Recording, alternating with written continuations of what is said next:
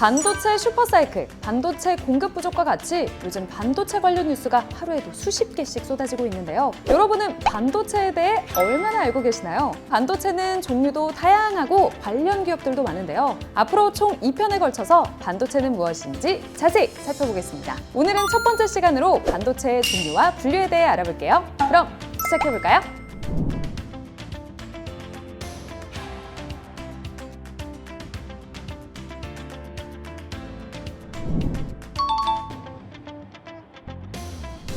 반도체는 크게 메모리 반도체와 비메모리 반도체로 구분하는데요.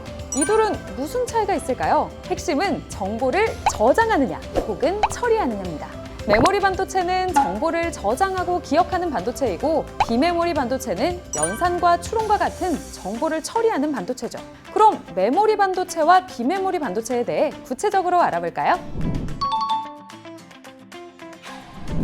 메모리 반도체는 그 이름처럼 정보를 기억하는 역할을 합니다. 크게 램과 롬 두 가지로 나뉘는데요. 이렇게 나뉘는 이유는 이 둘이 정보를 기억하는 방식이 다르기 때문입니다. 아직은 잘 모르시겠다고요?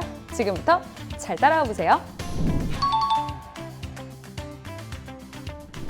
정보가 처리되는 공간을 여러분의 방이라고 가정해 볼까요? 우리는 보통 책장에서 책을 꺼내 책상에 앉아서 읽습니다. 책상에 여러 개의 책을 쌓아놓고 읽기도 하고 또 치우기도 하죠. 여기서 책을 정보라고 한다면 이 책상 역할을 하는 것이 바로 램인데요. 이렇게 손만 뻗으면 자유롭게 정보를 읽고 또 지울 수 있어서 랜덤 액세스 메모리라고 불립니다. 또한 전원이 꺼지면 저장된 내용이 사라진다고 해서 휘발성 메모리로도 알려져 있는데요. 정보 저장 방식에 따라 다시 D램과 S램으로 나뉩니다. D램은 저장된 정보가 시간이 흐름에 따라 소멸되는 반도체입니다. 단시간 내에 주기억으로 재충전시켜주면 기억이 유지되기 때문에 컴퓨터의 기억 소자로 많이 쓰이는데요. 재충전하는 과정 때문에 동적이란 이름이 붙여졌습니다. 이러한 D램은 전체 메모리 반도체 시장의 53%를 차지하고 있는데요. 우리나라 반도체 기업들이 높은 점유율을 차지하고 있는 주력 분야 중 하나입니다. 용량이 크고 속도가 빠르기 때문에 컴퓨터의 메인 메모리, 그래픽 메모리, 스마트 TV에도 쓰이고 스마트폰 및 태블릿 PC에도 모바일용 D램으로 많이 사용되고 있죠. S램은 전원을 공급하는 한 데이터를 유지하는 반도체입니다. D램과 달리 전원이 켜져 있는 동안에는 기록된 데이터가 지워지지 않기 때문에 정적이란 이름을 가지고 있는데요. 데이터 처리 속도는 매우 빠른데 반해 회로가 복잡해서 집적도가 낮고 값이 비싸 대용량으로 만들기 어렵다는 단점이 있습니다. 그래서 그래픽 카드 같은 주로 소용량의 메모리로 사용됩니다. 앞서 책상을 램, 책을 정보에 비유했는데요. 우리가 자주 쓰지 않거나 책상에 올려두기 무거운 책들은 책장에 넣어두잖아요. 이 책장은 따로 정리하지 않는 이상 잘 치우지 않죠. 이렇듯 정보를 넣어두는 이 책장과 같은 메모리를 Read Only Memory, 롬이라고 합니다. 따로 지우지 않는 이상 전력이 공급되지 않아도 정보가 사라지지 않기 때문에 비휘발성 메모리로 불립니다.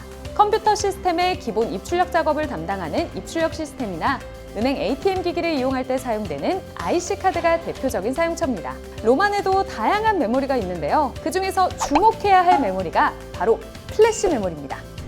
플래시 메모리는 전원을 끄면 저장된 정보가 사라지는 D램이나 S램과는 달리 전원이 꺼져도 저장된 정보가 사라지지 않는 비휘발성 메모리입니다. 데이터를 영구적으로 보존하는 롬의 장점과 데이터를 고속으로 쓰고 지울 수 있는 램의 장점을 모두 가지고 있죠.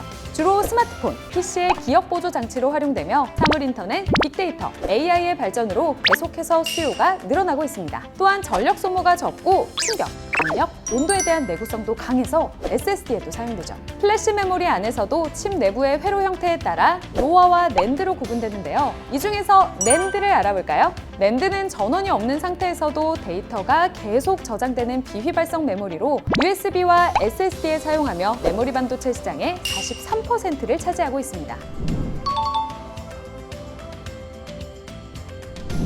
우리는 책장에서 책을 꺼내 책상 앞에 앉아 읽는다고 가정했는데요. 그렇다면 책을 읽는 사람의 역할은 무엇일까요? 이 역할이 바로 비메모리 반도체입니다.